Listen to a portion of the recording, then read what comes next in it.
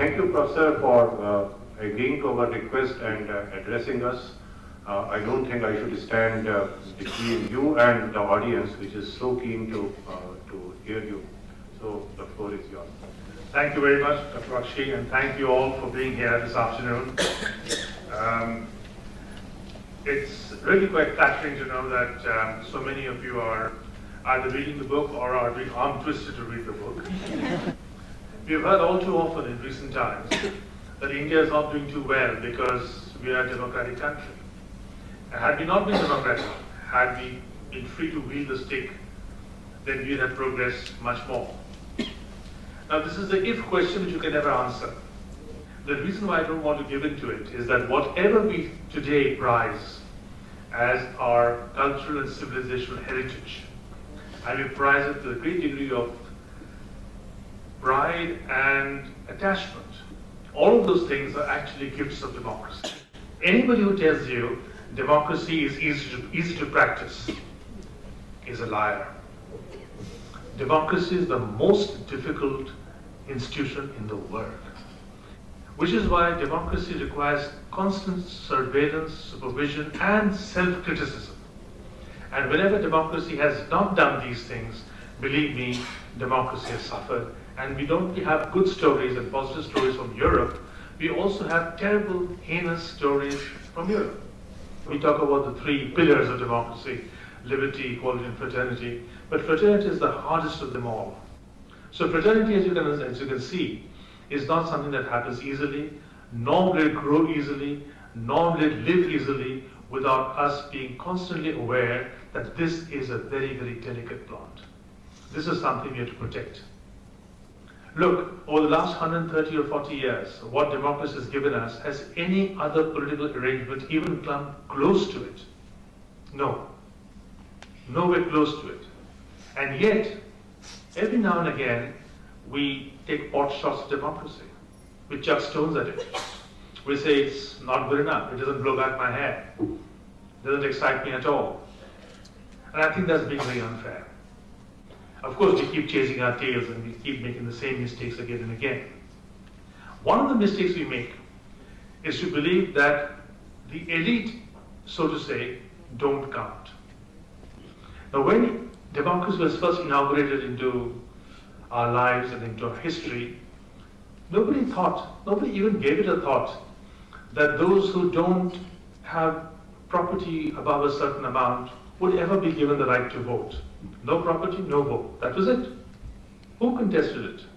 Nobody. But for some members of the elite group who said, no, we should expand the voting base.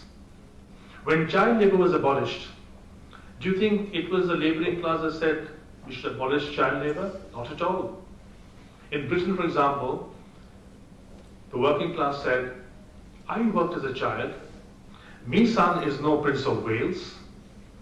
Why can't he work too? And why did they think that way? They thought that way because they're looking at the immediate short-term interest. My child brings in money, helps us to live. But when you see it in terms of the citizenship and the long-term development of children and of humanity, it is important that a child go to school. We now know, and I'll come to that a little later, that whatever we invest in education today will probably kick in terms of GDP 15 years from now. Health insurance, David Lloyd George. Who stood behind David Lloyd George? Winston Churchill.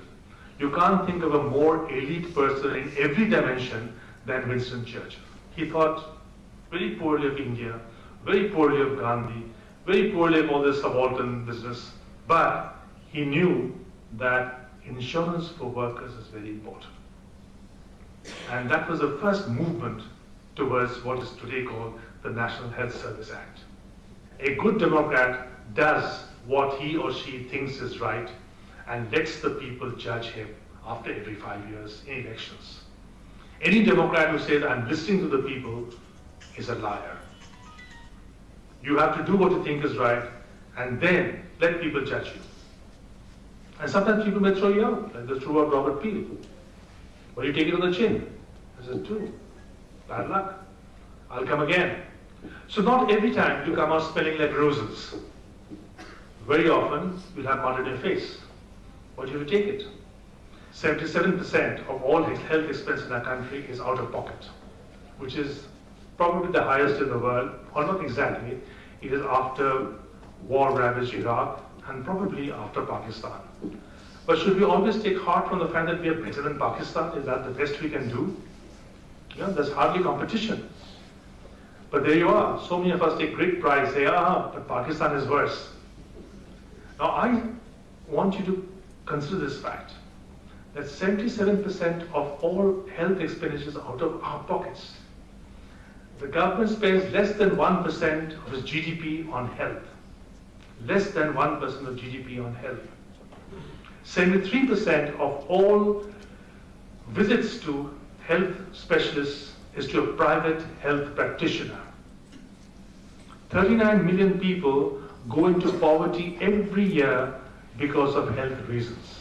27% of the sick in our country don't seek medical help at all because they don't have the money. Can you imagine? 26% don't go to a doctor because they don't have the money.